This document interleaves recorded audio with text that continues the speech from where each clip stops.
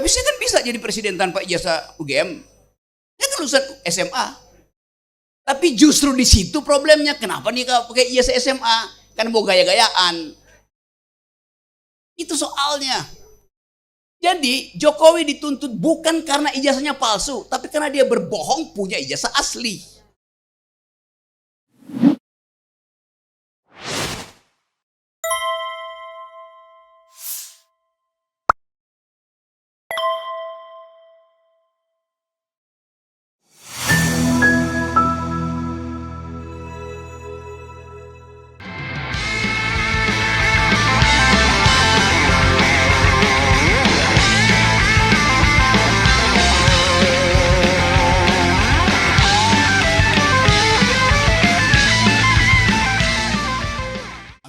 No, come on itu.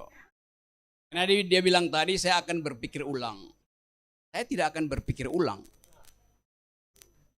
Yang harus berpikir ulang adalah mereka yang membaca pikiran saya dengan cara yang keliru itu. Oke, ini buku setiap kali berapa hari lalu otak politik Jokowi ini, Dr. Tifa teman saya, dia minta saya tuliskan pengantar. Lalu saya tulis dengan cara saksama dalam tempo sesingkat-singkatnya. Oke. Tadi diterangkan oleh Desmond tentang fungsi otak. Seolah-olah otak itu sekedar benda biologi yang bisa diurai, dianalisis, periksa lapisan-lapisan lemak yang membuat saraf kita itu hidup, yang membuat elektromagnetik itu bisa melompat lewat untuk memproduksi energi. Tetapi selalu ada hubungan antara otak dan pikiran. Misterinya di situ sampai sekarang. Apakah otak membentuk pikiran atau pikiran kita memaksa otak untuk mengklasifikasi ilmu pengetahuan? Itu dulu sudah dipikirkan tahun 1800 oleh Immanuel Kant. Dan akhirnya bahkan neuroscience mengakui bahwa deteksi dari Immanuel Kant memungkinkan studi neuroscience dihubungkan dengan soal-soal emosi, soal-soal kecerdasan, soal-soal kemampuan untuk memberi kritik. Jadi buku ini sebetulnya ini temanya tema biasa nih, tema dari 1800 sudah diriset tuh. Hubungan antara otak dan emosi, hubungan antara otak dan protes politik. Kalau kita bilang ada orang oposisi, itu artinya otaknya memang ada fungsi dalam otaknya yang dihasilkan oleh kemampuan untuk reasoning. Itu dasarnya tuh. Kalau Anda baca riset tentang otak, ada dokter Spanyol namanya Damasio. Antonio Damasio. Dia bahkan mencoba membaca Immanuel Kant untuk mengetahui kenapa filsuf Immanuel Kant itu begitu cerdas. Padahal Immanuel Kant sendiri mengatakan, otak saya itu, kata Immanuel Kant, bisa membaca otak saya. Coba Anda bayangkan, jadi problem itu dari awal sudah diriset tuh. Kendati pada waktu itu belum ada teknologi untuk menginterpretasikan jumlah energi yang dipublish oleh otak kita tuh. Anda bayangkan misalnya, kita sekarang lagi fasting, lagi puasa itu. Apakah otak kita berhenti bekerja kalau kita lagi puasa? Secara biologis harusnya berhenti bekerja. Kenapa? Kalau kita puasa, tidak ada glukosa yang masuk ke tubuh kita, dok, benar? Nggak ada glukosa, otak tidak bisa hidup tanpa energi glukosa. Udah 30 tahun saya puasa. Kirain bayar vidya. Jangan ajukan pertanyaan yang berbahaya. Jadi, kalau kita teliti, di dalam keadaan puasa pun otak kita memproduksi sesuatu tanpa glukosa, itu berarti ada cadangan energi disediakan oleh tubuh. Kalau nggak semua orang yang berpuasa jadi dungu. Padahal bahkan mereka yang nggak puasa pun dari awal udah dungu tuh.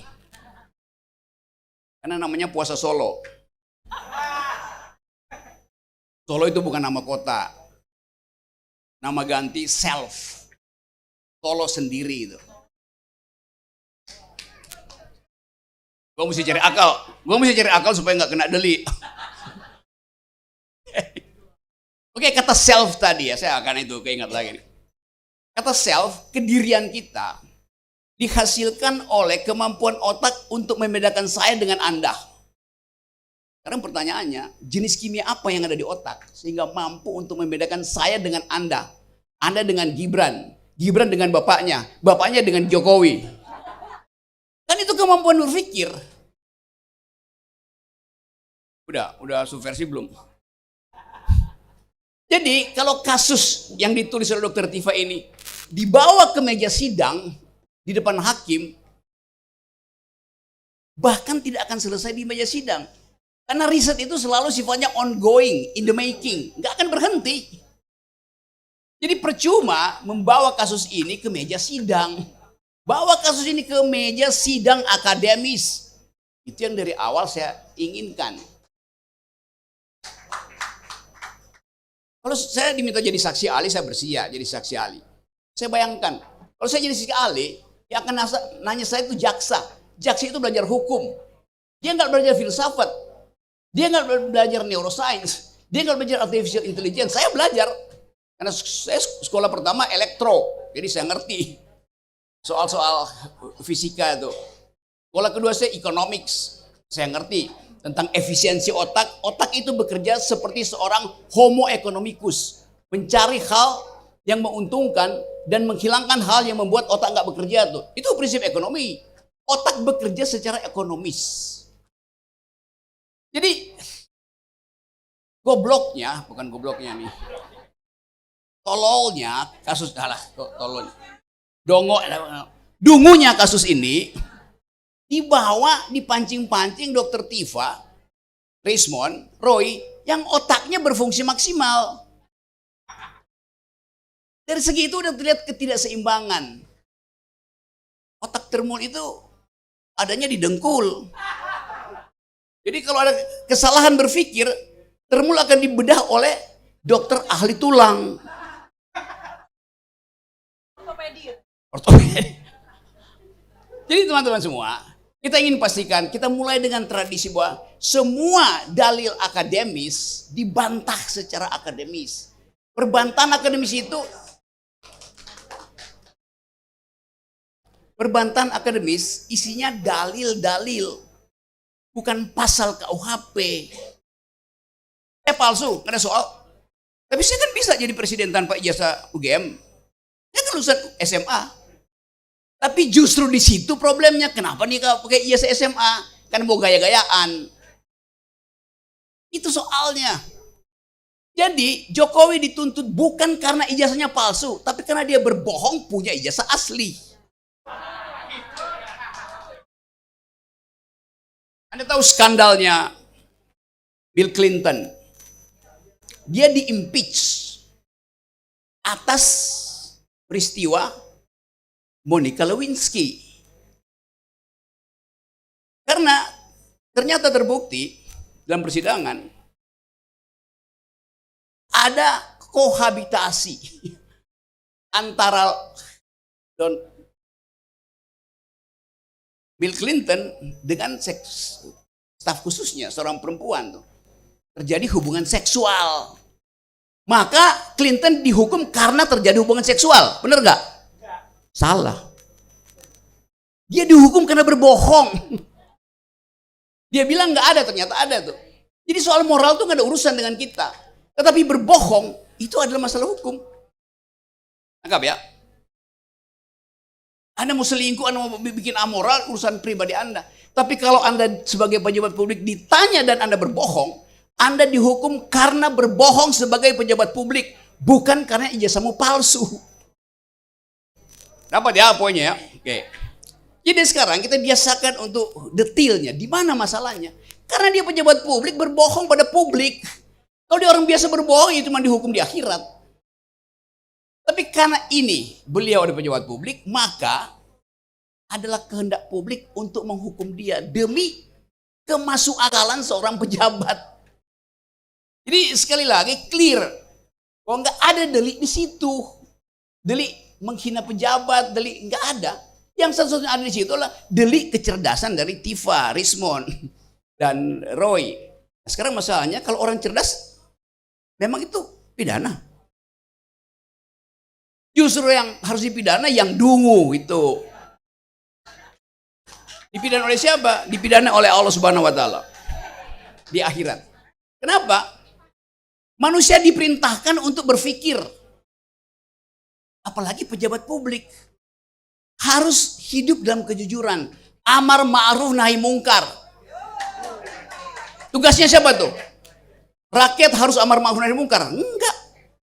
Yang mampu untuk melakukan kemungkaran adalah pejabat, maka dia yang akan kita tagih amar ma'ruf nahi mungkarnya. Jadi simple logics yang tidak dibiasakan didebatkan di talk show oleh Termul. Termul nggak mampu berdebat di talk show. Akibatnya apa? Pak Jokowi tersiksa secara psikologi karena dilihat agen-agen dia itu dungu. Saya kasihan Pak Jokowi. Kirim si ini, kirim si itu, dihajar oleh Rismon, dihajar oleh Tifa, dihajar oleh Roy. Itu doang argumennya, muter. Jadi kita ingin selamatkan Jokowi. Supaya dia kesakitannya itu tidak berlebih. Dan penyebab kesakitan Jokowi bukan Tifa, Roy, atau Rismon. Tapi Termul sendiri itu. Kalau Termulnya pinter, kasus ini udah selesai dari 2 tahun lalu tuh. Tapi Termul juga berpikir, kita jangan jadi pinter. Biarin jadi dungu. Supaya amplop Jokowi jalan terus. Kan jahat kan? Jadi Termul itu jahat in optima forma. Buku ini jujur in optima forma. Terima kasih. Luar biasa. Biar nggak kepanjang. Bismillahirrahmanirrahim. Assalamualaikum warahmatullahi wabarakatuh. Terima kasih Mbak Rahma, Abangku, Mas Roy Suryo, dan sekalian media semuanya, baik media mainstream, sosmed, para YouTuber, podcaster, dan sebagainya. Saya ucapkan terima kasih banyak atas kehadirannya. Selamat datang pada acara launching buku. Ini 2 buku sekaligus pada hari ini, alhamdulillah saya launching di tanggal 26 Februari 2026 ini. Ini angkanya juga angka yang ini ya, yang simbolik ya, 2602-2026. Pas. Ini waktunya Allah SWT untuk meluncurkan 2 buku ini. Nah, saya ingin disclaimer dulu, Pak Rama, Mas Roy ya. Jadi buku pertama yang kami launching pada hari ini, judulnya adalah Jalan Samurai Akademik, Nalar Keberanian dan Tanggung Jawab Ilmiah Dr. Tifa. Ya, ini sebetulnya adalah karya dari sekelompok peneliti para ilmuwan neuroscience. Ya, jadi diantaranya ada teman-teman saya, kemudian ada mahasiswa yang sedang mengambil tesis. Jadi mereka rencananya itu melakukan sebuah penelitian tentang bagaimana jalan pikiran seorang Dr. Tifa, gitu ya. Dan jalan pikiran saya ini mereka jadikan sebagai bahan kajian, bahan penelitian, bahkan mungkin insya Allah akan ada beberapa tesis S2 yang akan jadi ya. Nah, menurut mereka, apa yang selama ini saya sampaikan di media, kemudian juga kajian-kajian secara akademik, itu memang menarik untuk dilakukan telaah, terutama akibat ada beberapa katakanlah komentar-komentar ya, terutama dari para termul ya Mbak Rahma ya. Ada satu termul yang mengatakan bahwa saya itu punya ilmu gaib gitu. Saya punya ilmu gaib. Padahal sebetulnya itu adalah sebuah bagaimana sebuah proses berpikir yang pada buku ini saya sebut sebagai sistem teori. Jadi sistem teori itu adalah bagaimana cara Dr. Tifa ya, cara saya itu untuk mengcapture segala nomina dan fenomena yang terjadi pada 1, 2, 3 multi peristiwa yang ternyata semua peristiwa yang terjadi itu saling berkelindan satu sama lain, saling berhubungan satu sama lain, saling menjadi sebab akibat satu sama lain. Sehingga ketika kita, katakanlah sekarang ini saya sama Mas Roy sama Rismon sedang fokus kepada penelitian kami yang udah selesai ya Mas, yaitu terkait dengan ijazah Joko Widodo, dan kita lanjutkan dengan riwayat pendidikan juga ijazah anaknya dari Gibran Rakabuming itu adalah sebuah peristiwa yang ternyata tidak berdiri sendiri ya. Ternyata adalah sebuah peristiwa yang berkelindan antara satu peristiwa dengan peristiwa yang lain. Oleh karena itu ketika tanggal 30 April 2025, sejarah mencatat laporan polisi mantan Presiden Joko Widodo kepada warga negara Indonesia. Salah duanya adalah kami yang ada di sini, saya dan Mas Roy ya, dilaporkan polisi dan ini udah mau ulang tahun ya. Nanti hampir setahun ya laporan polisi tersebut diikuti oleh laporan beberapa termul lainnya gitu ya, dan kemudian kita juga mengikuti berbagai pemeriksaan, termasuk terakhir ya kami menjadi ahli di citizen lawsuit di Sidang Solo, di mana seharusnya lah itu adalah sebuah tempat ya yang paling ideal bagi Joko Widodo untuk menunjukkan ijazahnya ya, itu sebetulnya tempat yang paling ideal. Nah, kami berdua bertiga dengan Rismon menjadi ahli di situ ya. Nah, kembali kepada Jalan Samurai akademik ya. Kemarin pada saat CLS ya saya menjadi ahli. Kemudian viral sekali, Mbak Rama ya teman-teman, viral sekali sampai dengan hari ini. Viralnya penuh dengan bulian. Penuh dengan cemoohan dan sebagainya. Dan ini adalah sebuah sarana yang bagus buat saya untuk memberikan penjelasan ya. Jadi ada salah seorang pengacara, penasihat hukum dari UGM ya, bertanya kepada saya tentang latar belakang pendidikan saya, dan kemudian sejurus dengan itu saya sampaikan bahwa saya memang tidak menggunakan jurnal sebagai cara saya untuk mendiseminasikan temuan-temuan saya maupun penelitian-penelitian saya. Tetapi tidak berarti bahwa saya tidak punya jurnal ya. Saya punya jurnal, tetapi saya memang fokus untuk mendiseminasi, untuk menyebarluaskan ilmu saya itu melalui buku-buku. Ya, melalui buku-buku. Ini buku berarti sudah 7 ya. Kenapa? Saya waktu itu mengatakan di sidang tersebut bahwa saya mengikuti tradisi-tradisi dari para ilmuwan terdahulu, para filsuf terdahulu, semacam Socrates, Plato, dan sebagainya, yang mereka mentasbihkan ilmu mereka agar menjadi legacy, agar menjadi warisan yang nyatanya bisa bertahan sampai 2500 tahun. Itu yang saya gunakan. Makanya hari ini dengan bahagia saya meluncing buku yang ke-6, ke-7 saya. Jadi itu rupanya menjadi bahan bahan gorengan dari para termul. Nah, karena itu maka saya kalau tidak segera klarifikasi bahaya ini ya. 1, Socrates itu bukan nabi. Ya. Socrates itu bahkan orang gila ya pada waktu itu. 2500 tahun yang lalu dia itu keluyuran di pasar, bicara sendiri dan sebagainya.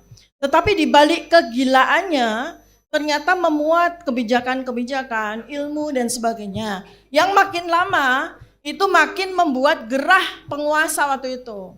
Ya. Nah, kemudian sampai Socrates dilarang untuk keluyuran ke pasar, dilarang untuk menyampaikan ilmu-ilmu kebijakan-kebijakannya dan sebagainya.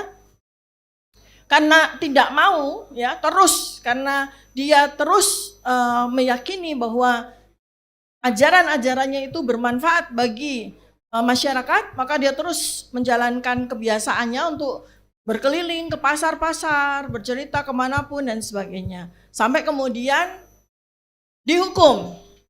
Hukumannya tidak tanggung-tanggung oleh penguasa waktu itu, disuruh minum racun. Ya. Jadi kalau kita melihat sebuah rangkaian peristiwa yang dialami oleh Socrates, ya itu sama dengan kami gitu loh. Ya. Kegilaannya ya sama. Kegilaan kami ya untuk terus menyebarluaskan kebenaran. Ya. Ketika kami sudah ditersangkakan, kami nggak berhenti untuk keluyuran ke sana kemari, terutama Mas Roy, keluyuran dari satu media ke media yang lain, dari satu, ya kan? Kami tidak surut langkah kami, tidak kemudian jadi sembunyi, tidak kemudian jadi takut, tidak kemudian jadi berhenti, malah buku Jokowi's White Paper sudah beranak pinak sekarang ya. Ini adalah buku yang kedua yang saya launching pada sore hari ini. Ya, saya menuliskan lagi penelitian saya dengan objek utama otaknya Jokowi. Nah, kalau nggak gila kan nggak kayak gini kan. sudah ditersangka, sudah dikriminalisasi ya, saya masih terus. Kenapa? Karena memang ini sebuah pelajaran yang sangat penting bagi masyarakat. Dan sekali lagi, mengapa saya menggunakan media buku?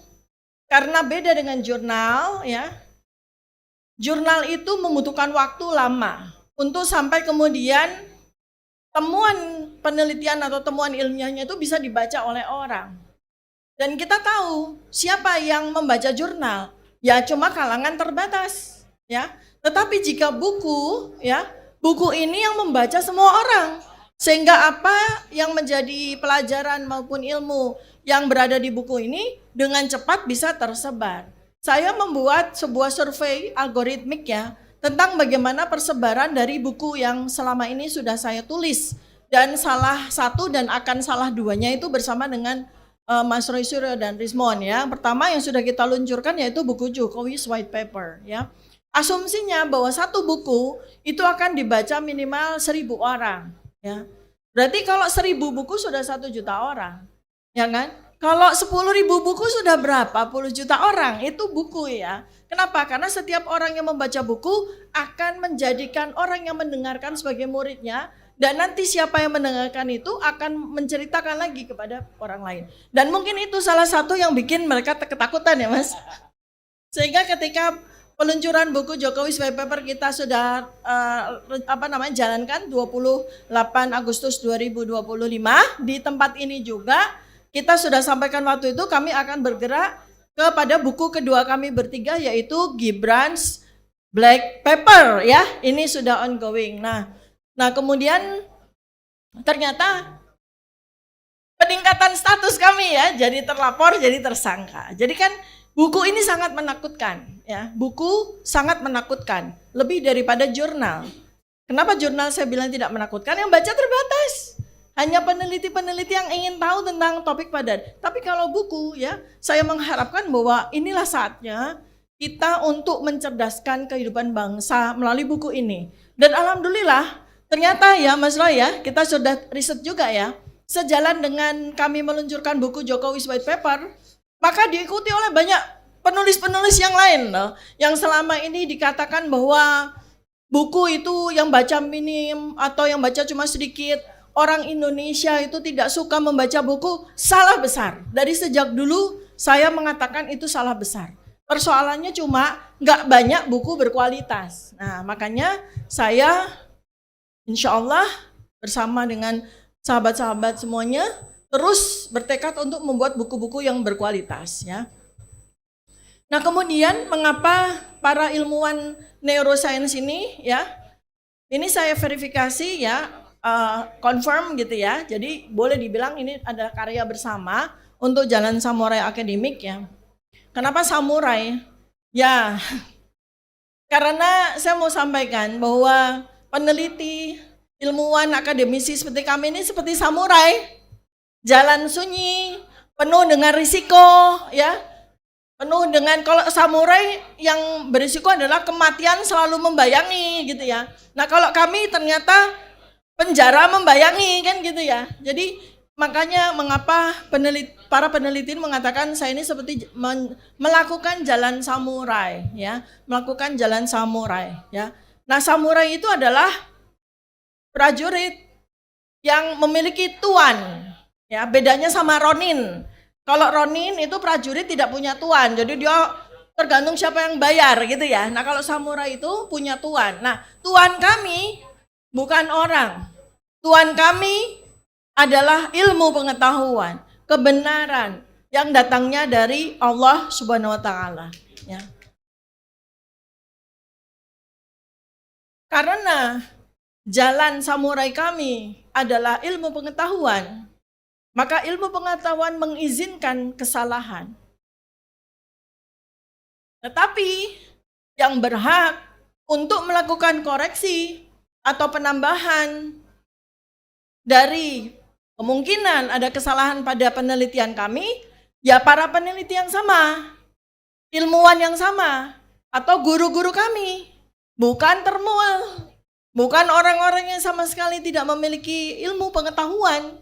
Nah, karena itu maka sejak kami meluncurkan buku Jokowi's White Paper, kemudian juga hari ini kami meluncurkan buku Jalan Samurai Akademik dan buku Otak Politik Jokowi, maka kami mengundang para ilmuwan, para peneliti, para akademisi, silakan mengkritisi karya-karya kami.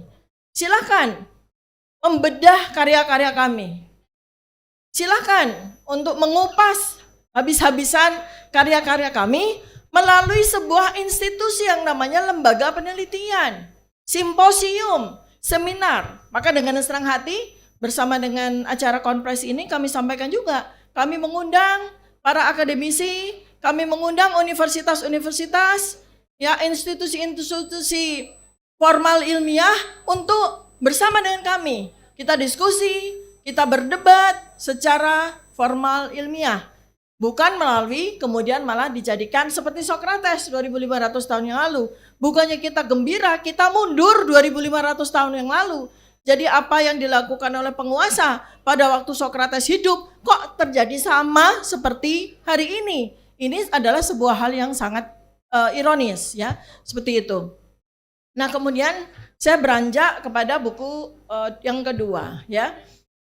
Jadi untuk buku yang pertama, sebelum saya akhiri, saya mau katakan bahwa saya Dr. Tifa, insya Allah apabila Allah masih memberi saya umur, tidak akan berhenti untuk berkarya. Banyak sekali isi kepala saya itu harus saya tuangkan dalam buku. Ya, sekarang ini ada 40 draft buku yang ada di laptop saya ini. 40 ya, ini sudah bertelur 3, sebentar lagi Gibran's Black Brain ya. Jadi insya Allah itu yang nanti akan saya sharingkan kepada seluruh masyarakat, agar masyarakat memahami apa sesungguhnya yang terjadi di dunia saat ini. Kita bingung dengan adanya Board of Peace, kita bingung dengan adanya berbagai macam gerakan-gerakan besar yang terjadi di dunia dan yang terjadi juga di Indonesia. Maka insya Allah saya akan berbagi satu demi satu agar masyarakat Indonesia itu tercerahkan dan memahami apa yang harus dilakukan. Ya. Berikutnya yang kedua adalah buku yang berjudul Otak Politik Jokowi. Kalau saya penakut, saya akan pakai judul bukunya Otak Politik Mulyono. Atau otak politik JKW ya. Oh iya. Atau otak politik si Jack. Tapi saya tetap menggunakan judul otak politik Jokowi. Kenapa? Karena yang namanya ilmu pengetahuan itu jujur. Tidak ada yang disembunyikan. Ya kalau memang yang menjadi subjek kajian saya adalah otaknya Jokowi, ya saya harus katakan otaknya Jokowi yang saya bedah di buku ini. Ya. Dan kajian saya menggunakan sebuah ilmu yang saya kembangkan yaitu neuropolitika. Jadi neuropolitika itu adalah gabungan setidaknya ada 4 dimensi ilmu, neuroscience, ya, psikologi behavior, kemudian forensik, ya, dan politik kritis, ya. Jadi di sini banyak sekali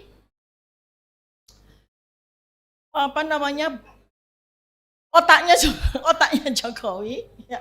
Mulai dari otak depan ya, prefrontal cortex namanya yang depan ini, yang memproduksi dan memuat memori primer maupun sekunder, yaitu memori jangka pendek maupun memori literal yang dipelajari, maupun otak bagian dalam yang namanya hipokampus ya. Hipokampus itu adalah otak yang memuat memori tersier. Nah, termasuk diantaranya adalah riwayat pendidikan, di mana dia KKN, di mana dia kos, ya itu adalah memori yang bersifat menetap. Ya. Nah ini saya berikan ilmu di sini agar apa? Agar semua orang bisa mempelajari otaknya Jokowi. Jadi bukan hanya saya, bukan hanya Dr. Tifa yang melakukan penelitian, tapi semuanya bisa melakukan penelitian, melakukan pengajian tentang otak politik. Otaknya Jokowi, terutama dalam bagaimana dia menggunakan otaknya untuk 10 tahun menguasai negara ini. Ya, itu kan menarik ya. Ya kan? Seseorang yang tidak tahu dari mana datangnya bisa menguasai Indonesia selama 10 tahun. Itu kan luar biasa. Dan inilah yang membuat saya tertarik untuk membedah otaknya Jokowi menggunakan ilmu ya. Nah, sebagian dari buku Otak Politik Jokowi sebagian ini sudah saya tuliskan di dalam buku Jokowi's White Paper. Jadi ini mungkin juga kalau ada pembaca yang bertanya, loh ini 3 bab ada di buku Jokowi's White Paper. Iya, tapi saya berikan enhancement, tambahan. Ditambah ada 4 bab baru ya. Dan yang menarik adalah ada 1 bab yang saya khusus membedah otaknya Termul. Membedah otak Termul.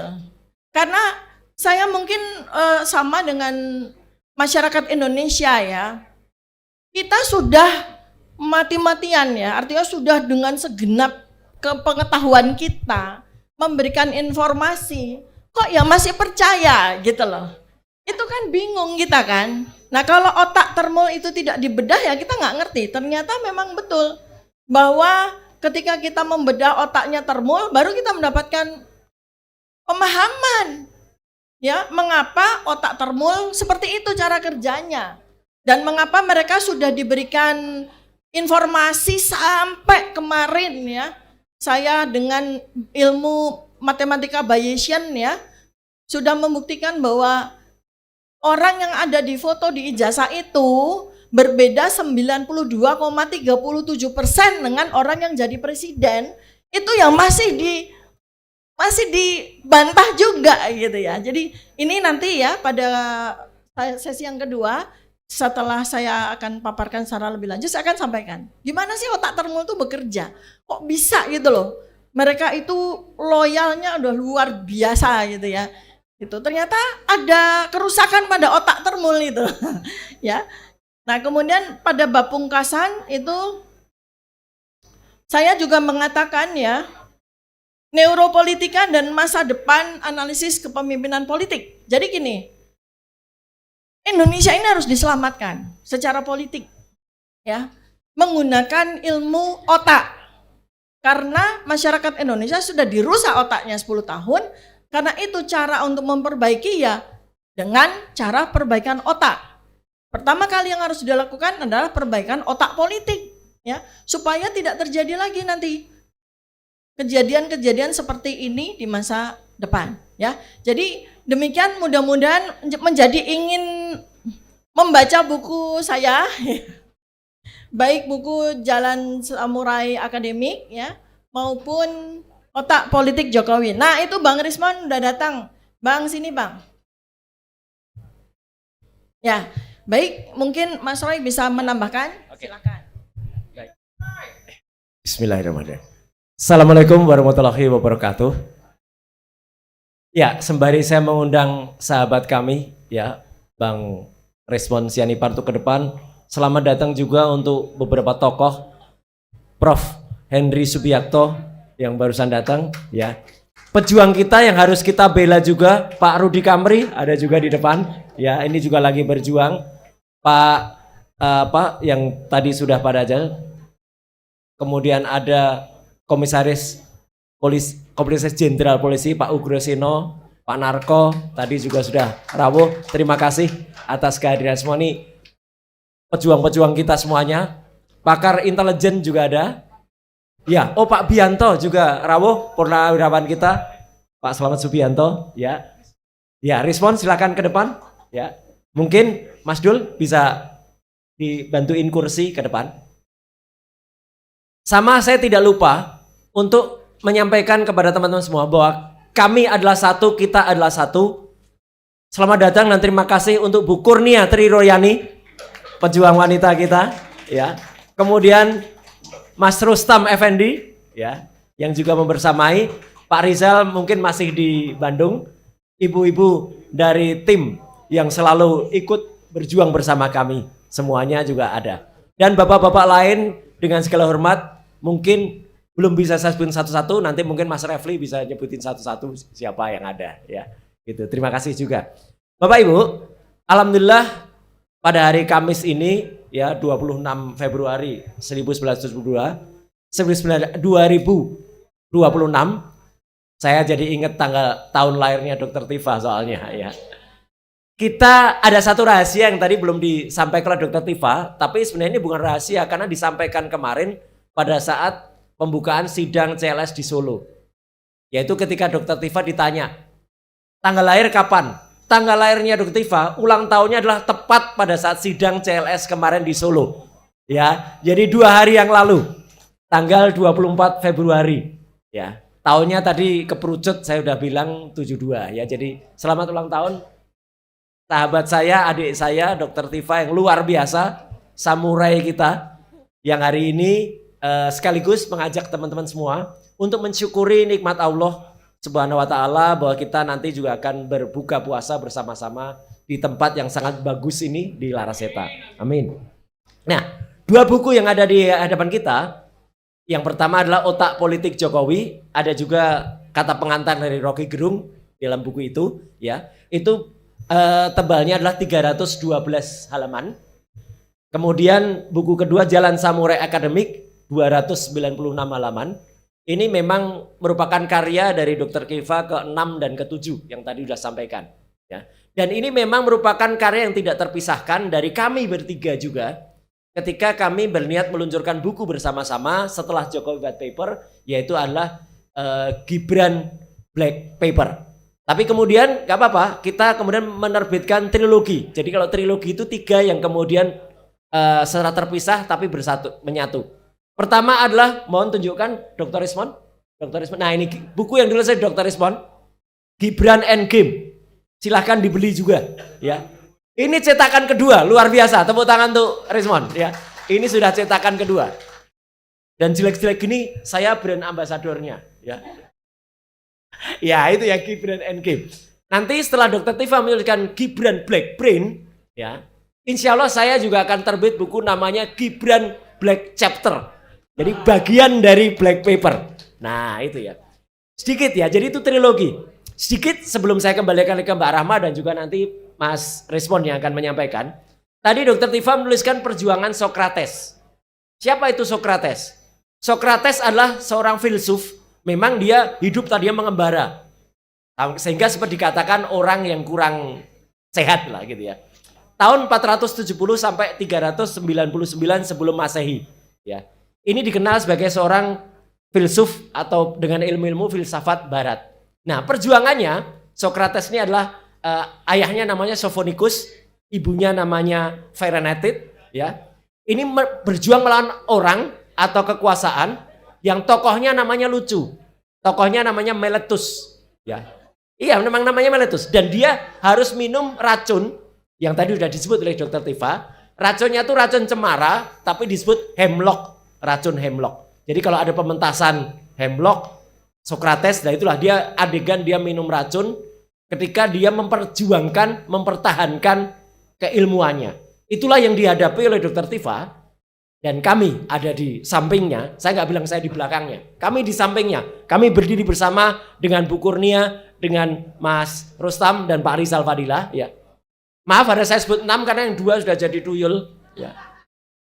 Nggak tahu siapa ya gitu. Nah, kita tetap berjuang bersama.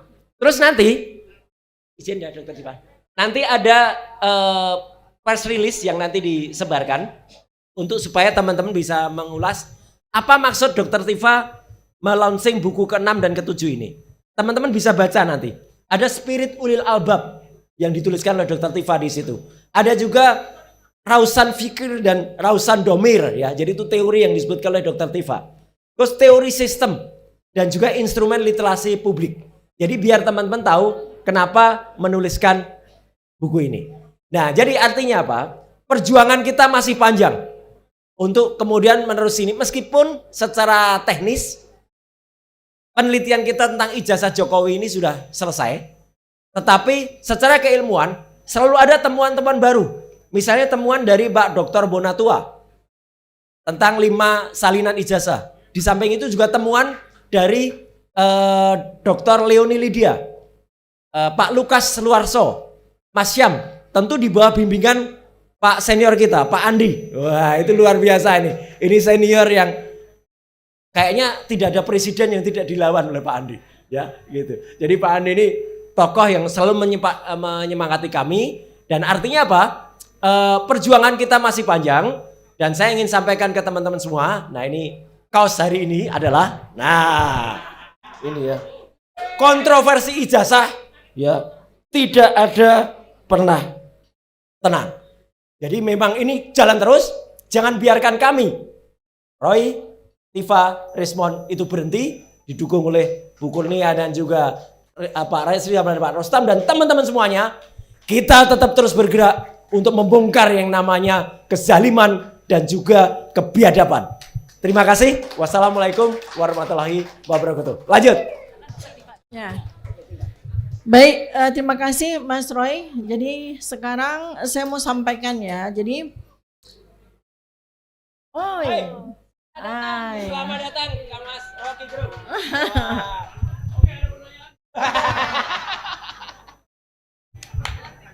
Luar biasa Kang Mas.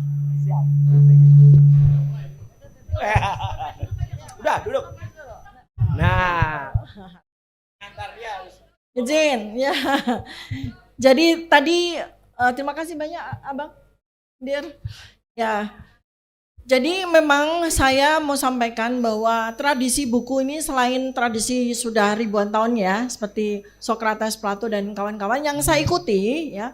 Ada sebuah tradisi juga yang kemudian saya genapi ya, bahwa sebagai umat Islam khususnya saya ya, memang kita itu dimandatkan untuk memiliki spirit sebagai ulil albab. Ulil albab itu cendekiawan ya. Itu bukan sebuah kesombongan, bukan, itu amanah. Tugas kita sebagai manusia itu memang kita harus mencapai kepada ulil albab. Ya, sebagai cendekiawan. Di mana integrasi berdasarkan kitabullah itu adalah bahwa kita harus melakukan 3 hal. Ya. Tafakarun, tazakarun, dan takmalun. Ya, kita selalu berpikir, kemudian kita selalu berzikir, ya, refleksi atas nilai-nilai ketuhanan di dalam ilmu kita, itulah yang membuat kita takut melakukan kezaliman. Ya, kita terus lurus untuk menegakkan kebenaran. Dan takmalun, yaitu mengamalkan ilmu yang kita miliki dalam tindakan nyata. Itulah ulil albab. Saya nggak katakan bahwa saya adalah ulil albab. Saya berjuang menuju ke situ, berjuang menjadi ulil albab, itu ya. Nah, kemudian saya menggunakan 2 konsep, ya, yaitu rausan fikir dan rausan domir. Bagaimana kita mengintegrasikan antara dunia dan akhirat, bagaimana kita mengintegrasikan antara manusia dengan alam semesta, dengan Tuhannya. Jadi itu yang kemudian ketika kita jalankan itu dengan sepenuh jiwa raga kita, takut itu nggak ada. Gitu. Takut itu nggak ada. Karena yang ada di depan kita itu adalah bagaimana kita dengan ilmu yang diberikan Tuhan Yang Maha Kuasa, diberikan Allah Subhanahu Wa Taala kepada kita, itu kita terus berjalan. Apapun. Sekarang masa kita takut? Nggak ada. Socrates saja berani minum racun, gitu kan? Ya kan? Makanya sebetulnya kemarin waktu guru kita Profesor Din Syamsuddin itu menjadi ahli, kan beliau udah katakan, kalau saya salah, kami salah, paling-paling pencemaran nama baik 9 bulan. Tapi kalau yang kita lakukan benar, dia terancam 10 tahun. Jadi siapa yang takut? Kita atau dia? Kan gitu ya. Terima kasih. Assalamualaikum warahmatullahi wabarakatuh. Waalaikumsalam warahmatullahi wabarakatuh. Waduh, tepuk tangan dong sekali lagi ya. Ini saya terus terang bangga ya kali hari ini karena duduk di samping Socrates dan Socrateswati. Sebelah kiri saya ini juga Socrates ini juga kan. Socrates Tebet. Bukan Socrates Sentul ini, Bojong Koneng. Baik, itu artinya Dokter Tifa sudah siap minum racun nih. Ya kan, minum racun di sini maksudnya artinya ya, jika sudah tidak bisa bersuara lagi, menyuarakan kebenaran itu bagaikan minum racun itu ya bagi seorang ilmiah. Makanya jadi samurai. Karena kalau dilihat di buku ini, jalan samurai akademik, nalar, keberanian, dan tanggung jawab ilmiah, begitu ya. Artinya bisa dipertanggungjawabkan secara ilmiah. Karena itu alasan tadi nulis buku ya, biar bisa dibaca semua orang termasuk Termul, begitu ya. Tapi apakah Termul membaca? Nah itu pertanyaannya. Apalagi buku yang kedua, Otak Politik Jokowi. Katanya bukan hanya otak Jokowi saja yang dibedah, nanti juga otak Termul katanya. Wah, tapi kayaknya ada yang kurang, Dokter Tifa. Kalau Termul itu bukan otaknya yang dibedah, kantongnya atau dompetnya. Nah itu baru ketahuan kenapa bisa sampai konyol seperti itu. Termul yang dibedah dengkulnya. Jangan dengkulnya. Baik, ini selanjutnya saya nanti ada Rocky Gerung juga ya di acara selanjutnya. Tapi ini Bang Rismon dulu nih ya, silakan Bang Rismon.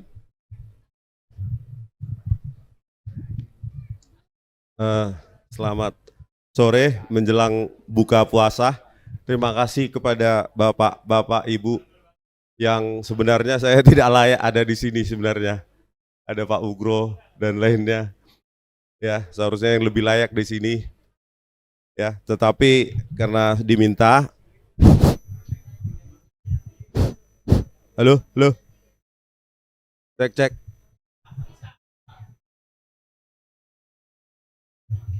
Tes.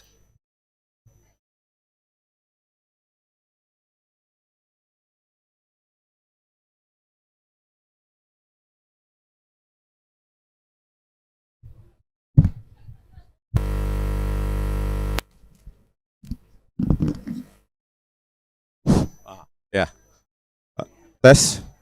Nah, di dua buku yang dipublish oleh Bu Tifa ini, ya, saya hanya bisa mengomentari yang pertama, yang otak politik gitu ya. Otak politik Jokowi, kajian berbasis neuropolitika. Nah, dari pertanyaan-pertanyaan kemarin di sidang CLS, ya, ada yang katanya wakil dari UGM atau pengacara Jokowi itu seolah-olah merendahkan kompetensi maupun kajian dari Bu Tifa. Padahal, ya, kalau kita belajar artificial intelligence atau kecerdasan buatan dari awal, pasti mengerti bahwa artificial intelligence itu sebenarnya memodelkan otak manusia, ya, dari sinapsis node menjadi node, ya, sinapsis jadi node dan lainnya, sistem ambang batas, ya, 1001 menggunakan thresholding function, itu semua memodelkan sistem kinerja otak yang sampai sekarang juga masih misteri. Ya, sistem syaraf kita itu jauh lebih misteri, jauh lebih menarik untuk digali daripada alam semesta, sistem universe. Ya, jadi dari pertanyaan kemarin di sidang CLS itu terlihat bahwa dia yang bertanya itu tidak punya kedalaman atau fundamental dari mata kuliah atau pelajaran dari neuroscience yang dicoba untuk dimodelkan dalam artificial intelligence yang sampai sekarang sudah kita nikmati, mulai dari ChatGPT dan lainnya. Nah, neuroscience ini berkembang terus, bukan hanya di dalam video, image, telecommunication maupun lainnya, juga saya kira ke politik, gitu ya. Jadi mereka yang bertanya tidak ada persinggungan antara neuroscience, artificial intelligence, dan politik, itu orang yang kurang update atau kudate. Ya, dari sidang CLS kemarin, begitu betapa merendahkan, bahkan justru menunjukkan kealpaan dia tentang perkembangan artificial intelligence sekarang ini. Itulah yang kemarin saya tonton full, ya sidang CLS terkait keahliannya Bu Tifa. Nah, saya kira ya di buku ini ya betapa neuroscience dan politik itu bisa dikawinkan. Neuroscience dengan image processing, video processing, telecommunication, digital communication, dan atau dikenal dengan data communication, itu bisa dikawinkan. Kenapa tidak dengan politik? Ya, mungkin berkembang lagi nanti.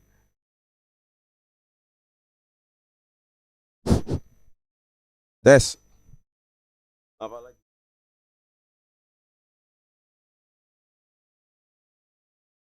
Gak masalah, Mas. Waktu saya ngomong malah mati. Ya. Tes udah. Nah, inilah perkembangan peradaban manusia. Ya, perkembangan peradaban manusia yang saya bilang tadi, neuroscience atau ilmu otak itu terus berkembang. Terus berkembang. Sampai saat ini bahkan saya merasa kurang update saking perkembangannya sangat cepat. Nah, menegasikan perkawinan neuroscience dengan ilmu lainnya itu menandakan kealfaan pengetahuannya justru. Nah, di buku ini justru kita belajar, saya pun belajar bahwa neuroscience itu bisa dikawinkan dengan ilmu-ilmu bukan hanya sistem matematika, ekonomi, bahkan politik. Nah, ini juga pelajaran, buku ini menjadi pelajaran bagi saya. Oh, ada ya perkawinan antara ilmu otak, data science, neuroscience dengan politik. Nah, polisi juga harus tahu itu, jangan menutup diri. Ini enggak ngomong tentang Tito ini, Mas. Ya, jadi hanya karena ilmu ini baru yang bahkan saya yang mempelajari neuroscience, artificial intelligence juga bagi saya ini hal yang baru, bukan berarti langsung ditolak, itu nggak ada landasan ilmiahnya. Karena ini sesuatu yang baru, harusnya kepolisian jangan menutup diri terhadap ilmu-ilmu seperti ini. Yang bahkan saya pun baru tahu, ternyata neuroscience bisa dikawinkan dengan ilmu-ilmu yang berbau sosial, berbau politik dan lainnya. Oleh karena itu semoga buku ini membuka khasanah baru, membuka wacana baru supaya negara kita ini menjadi negara yang lebih beradab. Bukan karena kita nggak tahu langsung ditolak. Itu tidak ilmiah. Kan begitu dari kepolisian ya, Polda Metro Jaya. Oh, buku JWP tidak ilmiah. Tanpa membuktikan atau memberikan tulisan mana yang tidak ilmiah. Harusnya tradisi kita ya. Bukan tugas polisi untuk menyimpulkan mana yang ilmiah atau tidak ilmiah. Biarkan itu ada di ruang-ruang seminar. Makanya selalu saya bilang, kalau ada yang salah di buku Jokowi's White Paper, harusnya itu dikoreksi, dibantah, diperbaiki di ruang seminar, bukan di meja penyidik. Yang kita selalu saya katakan, untuk mengeluarkan istilah-istilah saintifik pun harus kita, di meja penyidikan itu, harus kita tulis istilah itu, jangan sampai salah di BAP. Itulah saking butanya penyidik kita kan. Ya karena memang pendidikannya tidak berkaitan dengan itu. Nah, semoga Indonesia ke depan jangan lagi seperti kita ini. Ya kaum-kaum pemikir justru dikriminalisasi. Kaum pemikir nanti takut. Ya, menelurkan atau mengkreasi buku yang menurut para penguasa tidak benar, nanti dikriminalisasi. Maka peradaban kita akan mundur. Demokrasi kita bukan lagi progresif, tapi apa sih namanya itu? Stagnan atau bahkan backward ya. Menurut saya backward demokrasi. Ya, inilah ya, kriminalisasi terhadap RRT merupakan simbol kriminalisasi terhadap para pemikir, penulis, pendobrak juga. Pendobrak dalam arti apa yang menurut penguasa benar bisa kita tantang, kita dobrak. Tidak benar itu. Nah, kalau para pendobrak ini ditakut-takuti dengan penjara, ancaman-ancaman sampai pasal 32 dan 35, 12 tahun, maka saya kira Bung Rocky Gerung juga nanti akan berpikir ulang untuk menuliskan buku-buku yang mendobrak kebenaran-kebenaran status quo versi penguasa. Nah, semoga buku ini hadir dan semoga ada donatur ya untuk bisa membantu menyebarkan buku ini ke semua kalangan di semua elemen masyarakat. Terima kasih, Mbak. Terima kasih. Ini ya kita selesai konversi ini, tapi langsung kita lanjut ya ke acara bedah buku. Karena narasumbernya sudah datang, ini pemantiknya Rocky Gerung. Kemudian nanti dilanjutkan juga dengan diskusi dengan para tokoh, diberi kesempatan juga untuk mungkin bicara. Karena kita kan juga sambil ngabuburit ini ya. Sekarang sudah jam 5, aroma kebuli sudah menyengat. Baik, langsung saja kita kasih kesempatan Rocky Gerung.